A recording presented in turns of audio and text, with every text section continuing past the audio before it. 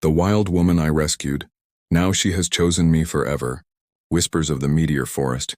The luminous grove appeared exactly as Elian Frost had imagined it would. Ancient, otherworldly, and pulsing with a life that science couldn't fully explain. Tall, with thoughtful gray eyes and shoulders strong from years of carrying equipment into the wilderness, Elian adjusted his camera as the evening light filtered through. Canopies of leaves that seemed to shimmer from within. Just 3 more days until the Leonid shower. Peaks directly above this spot, he murmured to himself, setting up camp in a small clearing. As an astronomer who had abandoned the sterile confines of observatories for the raw experience of wilderness photography, Elian had tracked celestial events across 5 continents. But the rumors of this grove, where meteor fragments had crashed centuries ago and created a unique ecosystem, had drawn him like a lodestone. The first sign that he wasn't alone came as twilight deepened. A melodic humming, almost too subtle to notice, weaved through the trees. Elian followed the sound, stepping carefully over roots that seemed to pulse with a faint blue luminescence. She sat in a hollow, formed by massive tree roots, her fingers trailing through a pool of water that glowed the same ethereal blue as the surrounding flora. Her skin was pale but with an opalescent quality that caught the fading light. Her hair a cascade of silver white that fell to her waist.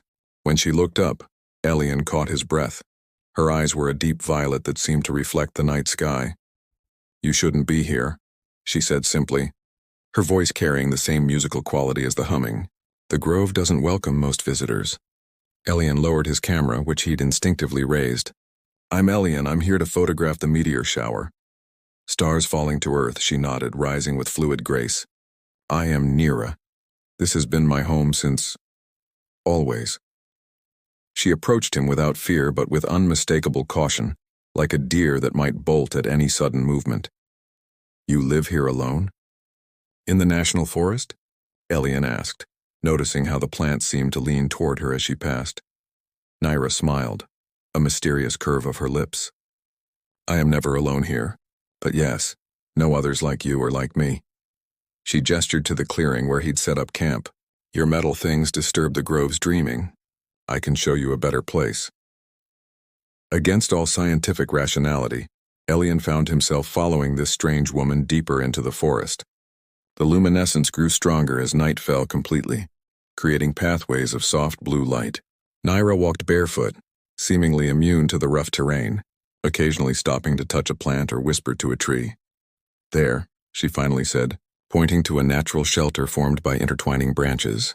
"The grove will accept you here, and you will see your falling stars clearly." As she turned to leave, Elian called after her, "Will I see you again?" Nira paused, her silhouette rimmed in blue light. "The grove has brought you here for a reason, stargazer. We will meet again when the sky bleeds fire." Healing hands, healing hearts, Elian woke to screaming. Not human, something primal and bestial that echoed through the grove. He scrambled from his sleeping bag, disoriented in the pre-dawn light that filtered through the luminescent canopy. The sound came again, a wounded roar followed by a feminine cry of alarm. "Nira." Grabbing his flashlight, Elian sprinted through the glowing undergrowth. He found her in a small clearing, backing away from a massive creature, something like a mountain lion but with iridescent markings pulsing along its flanks. Blood matted its shoulder where a broken tree branch had impaled it, and in its pain and fear it was lashing out at Nira. "Stay back," she called when she spotted him, her hand extended toward the creature in what looked like an attempt to calm it. The plants around her feet were writhing, responding to her distress. The beast lunged suddenly, catching Nira with a swipe of its massive paw. She cried out, falling backward as crimson bloomed across her side. Without thinking, Elian grabbed a fallen branch and rushed forward, placing himself between Nira and the creature. "Easy," he said in the same soothing tone he used with skittish horses on his parents' ranch. The creature hissed, backing away from this new threat. To Elian's amazement, the luminescent flora around them began to intensify, creating a circle of brilliant blue light. The beast retreated, disappearing into the shadowy forest beyond the glow.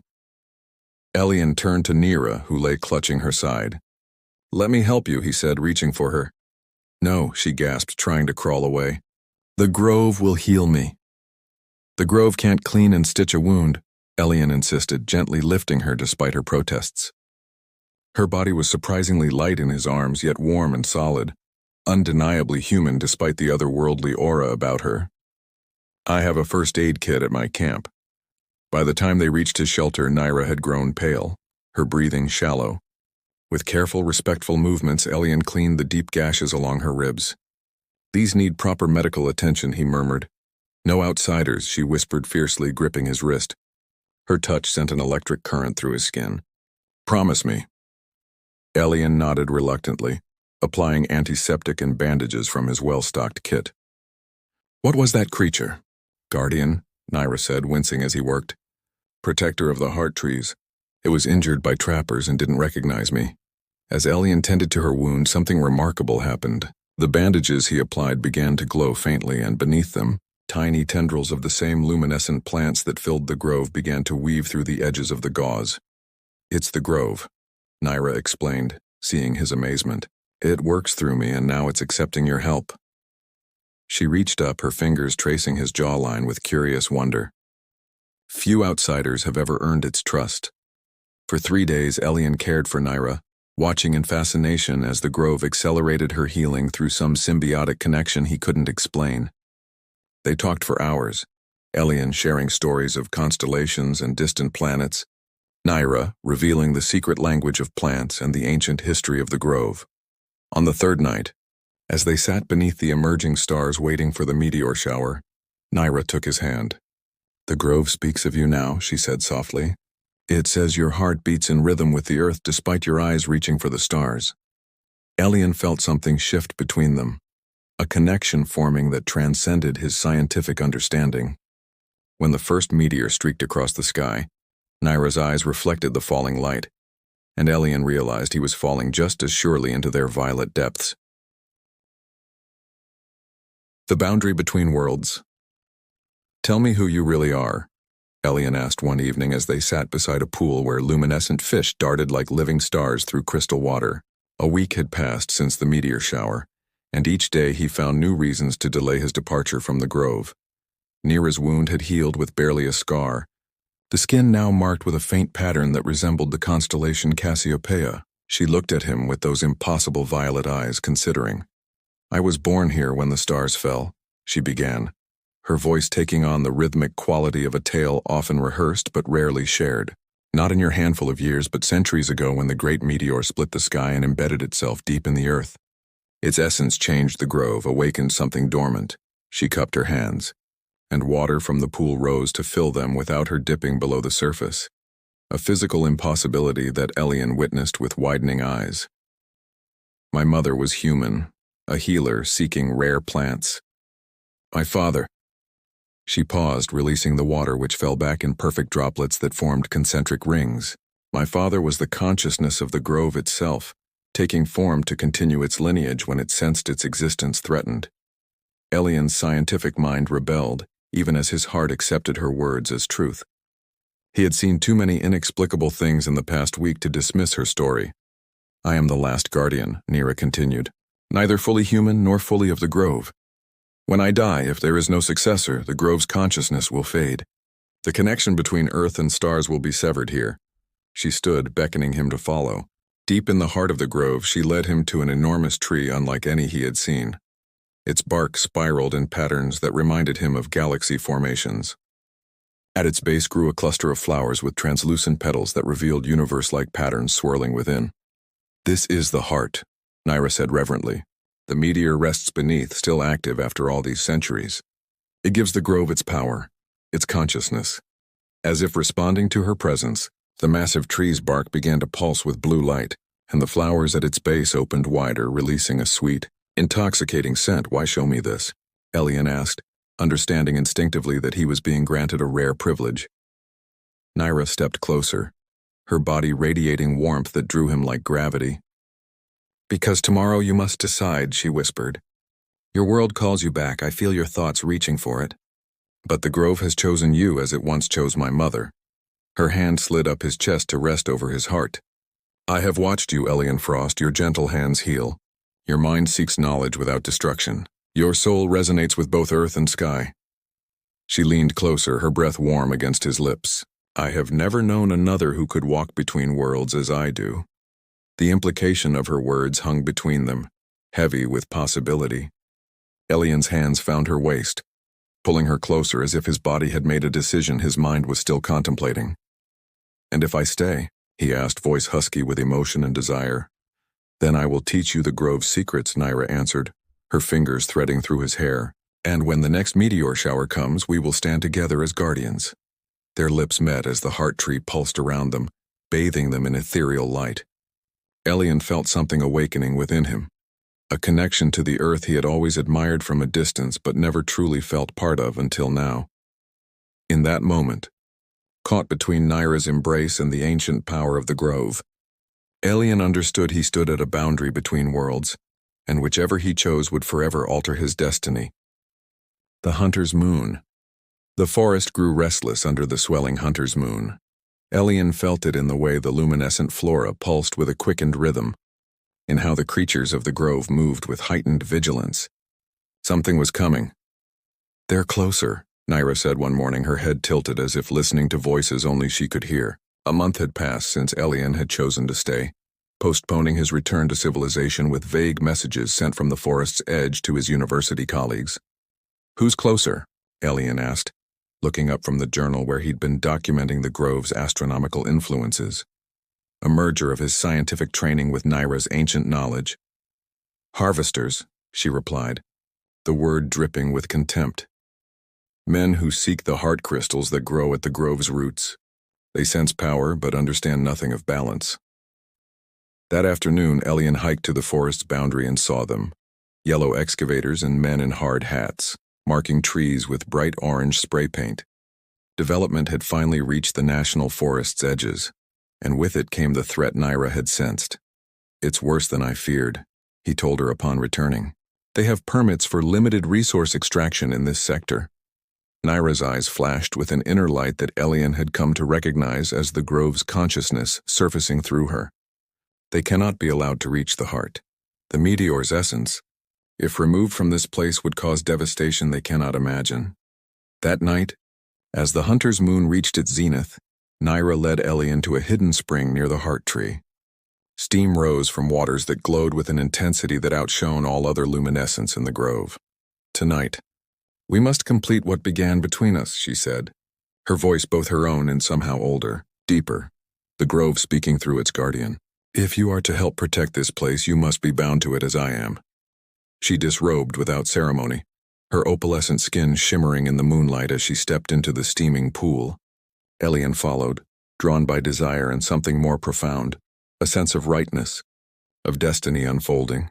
The water enveloped them like liquid starlight, every droplet seeming to penetrate his skin and illuminate him from within. Naira moved toward him, her silver hair floating around them like a living halo. "Are you certain?" she asked, her violet eyes searching his. "Once claimed by the grove, part of you will always belong to it." In answer, Elian pulled her against him, their bodies aligning as perfectly as constellations. "I've spent my life studying distant stars," he murmured against her lips, "only to find the universe in your eyes." Their coupling transcended physical pleasure, though that was overwhelming in its intensity. As their bodies joined in the glowing waters, Elian felt consciousness expanding, the boundaries of his self dissolving as the grove's awareness flowed through Naira and into him. He sensed every tree, every creature, the deep pulse of the meteor fragment buried beneath them, the silent song of stars overhead, and through it all, Naira's presence anchored him, her lips on his, her legs wrapped around his waist, her fingers leaving trails of light across his skin. In that moment of ultimate vulnerability and connection, something fundamental changed within Elian. Where science had once been his only truth, he now felt the reality of energies and consciousnesses his instruments could never measure. As their passion crested, the water around them spiraled upward in defiance of physics, encapsulating them in a column of luminescent liquid. Elian cried out not just from physical release but from the overwhelming sensation of becoming something more than himself. Guardian, protector, claimed by both the woman in his arms and the ancient power she served. When they finally emerged from the spring, Elian noticed with wonder that his skin now held a faint opalescence similar to Naira's, and when he touched a nearby plant it responded with a subtle glow. "The grove is within you now," Naira said, tracing a pattern on his chest that left a temporary constellation of light. And tomorrow we face those who would destroy it. The claiming dawn broke with unnatural silence over the luminous grove. No birds sang. No insects buzzed. The forest held its breath as the first mechanical growls of excavators approached its boundary. "Are you ready?" Nira asked, her hand intertwined with Elian's. They stood at the forest's edge, watching as workers unloaded equipment from trucks emblazoned with Vertex Resource Development. Elian nodded, feeling the strange new power thrumming beneath his skin.